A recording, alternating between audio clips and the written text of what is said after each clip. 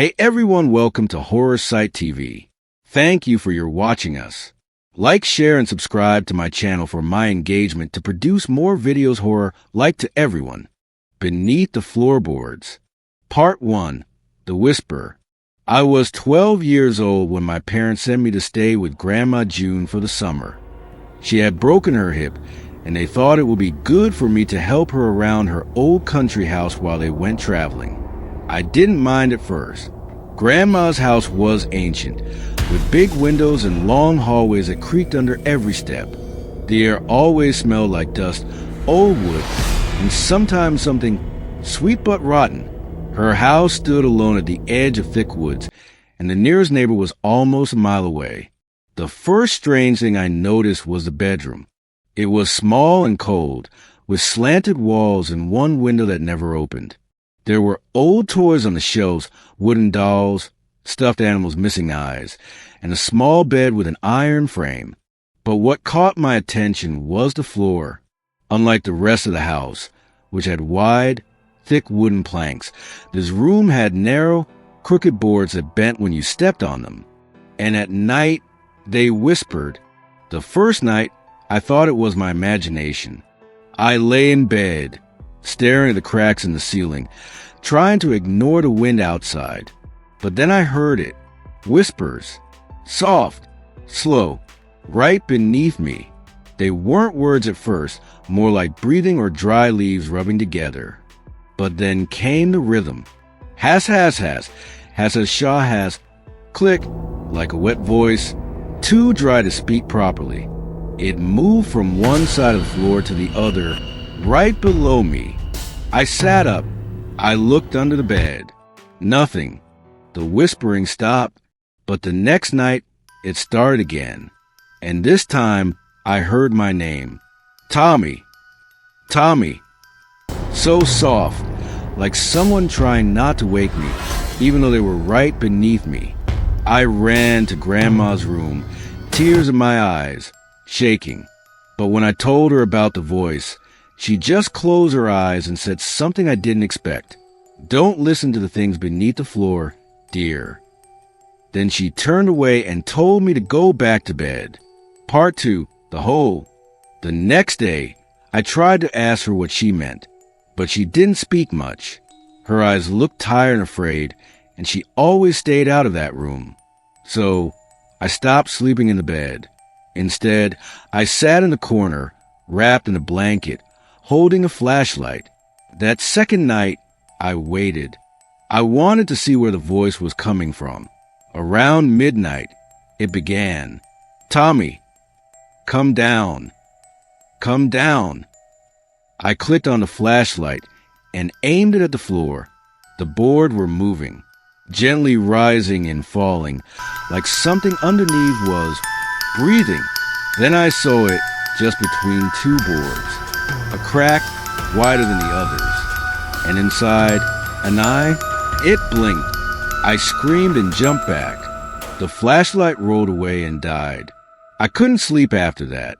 The next morning, when Grandma was resting, I returned with a screwdriver from her old toolbox. I had to see what was down there.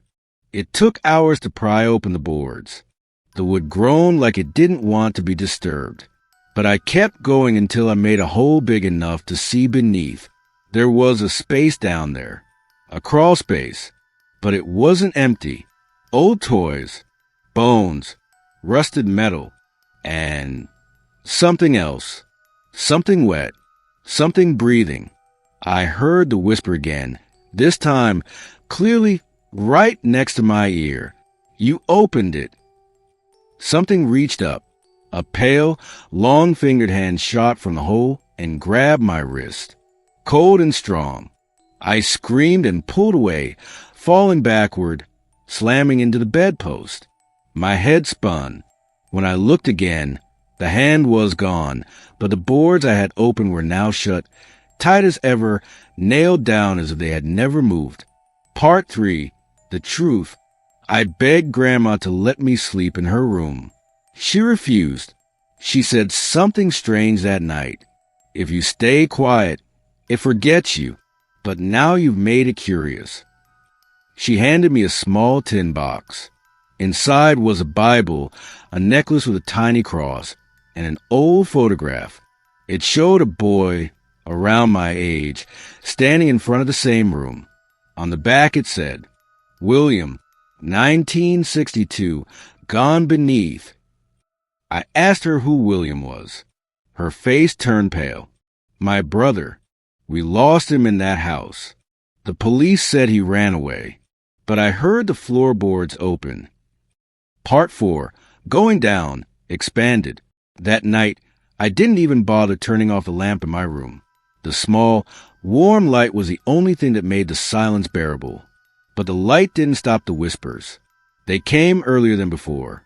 Soft at first, brushing against the edge of hearing like the wind through tall grass. Then louder, clearer. Tawi, come down, play with me. I pressed my hands over my ears, but the voice wasn't just outside my head anymore. It was inside it, sliding through my thoughts like oil.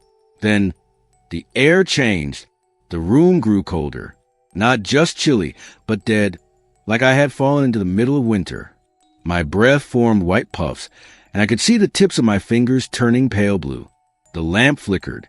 Once, twice, gone. Darkness swallowed the room. I scrambled for my flashlight, but dropped it in panic. It rolled across the floor and stopped right at the edge of the bed, pointing at the center of the room. And then I heard it. Creak. The wooden boards in the middle of the floor rose.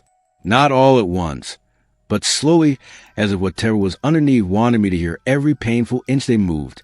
Nails bent upward like fingers stretching to the ceiling. The boards didn't crack. They lifted clean, quiet, unnatural. A hole opened, wide and black as a void, and from the darkness came two arms. Thin, boneless, stretched too long. They looked wet, like raw meat left in the rain. The fingers had too many joints, and the fingernails were long and split like broken glass. The hands touched the floor gently, then gripped it with jerking strength. It pulled itself up. What came next was not human. Its head came first, white and smooth like candle wax, with empty black eyes and no real mouth. Just a hole torn across its face, red and twitching like something breathing through a fresh wound. There were no ears. Its skin was tight and almost see-through, like it had been wrapped in plastic and buried too long. It climbed halfway out of the hole and turned its head toward me. It didn't speak. It didn't need to. Its eyes said it all: hunger, hate, joy, and something even worse. Recognition. It knew who I was. The thing smiled, a twitching, torn grin that split its face wider. Then it did something I will never forget. It whispered my name, not from the mouth, but from somewhere inside me. Tuomi. My body locked up. I couldn't move. My muscles wouldn't listen. I sat frozen on the bed, my heart punching inside of my chest. Every instinct screamed to run, but my legs had turned to stone. The creature dragged its body further out of the hole. Its rib cage stuck out like jagged knives under the skin, and its long, broken legs cracked as they touched the floor. It stood, 7 feet tall, maybe more, bent at the spine, with arms hanging nearly to the ground, and it began to walk toward me. Each step brought with it the smell of rotting leaves, damp dirt, and something else, old blood. When it was just feet from the bed, I found my strength again. I rolled, fell to the floor, and ran, out of the room, down the hallway. The walls seemed to breathe around me, pulsing like lungs. The house didn't want me to escape. Part 5, Never Leave, expanded. I burst into Grandma's bedroom and ran straight to her bed. She didn't move. I shook her arm, whispered, then screamed. She was cold. Her eyes were half open, but her chest didn't rise. She had passed in her sleep, but I wasn't alone. A slow sound scraped through the hallway floor behind me, dragging, like fingernails being pulled down the wall. I slammed the door and pushed the chair under the handle, then dove into the closet. From the tiny crack in the closet door, I could see the bedroom clearly, and I could hear the thing. It was in the hallway now, breathing loud, fast, like a child throwing a tantrum. You opened the floor, it said in a voice that sounded like bones being crushed. The door shook. Once, twice, then harder.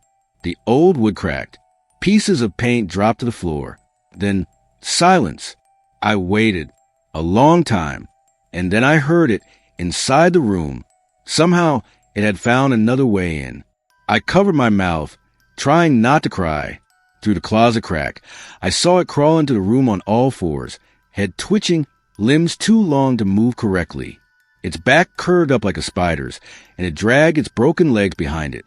It climbed onto the bed, lay beside my grandmother's body, and whispered to her, "Another one for the floor." It smiled, then slowly sank back through the bed, through the mattress, through the frame, and down into the floor itself, vanishing without a sound. I don't remember what happened after that. I must have passed out, because when I opened my eyes again, the room was full of light and my parents were shaking me awake. They had come home early, called the police, took me home. Grandma's death was called natural. No one believed me when I tried to talk about the creature or the floorboards or the thing that touched my thoughts. The house was sold, but sometimes I dream of it, of the breathing floor, of the whisper that still knows my name. And even though I'm miles away now, I started hearing it again, beneath my bed, at night, click, whisper, breath, and last night, a single floorboard beside my bed rose half an inch. It's only a matter of time. The end.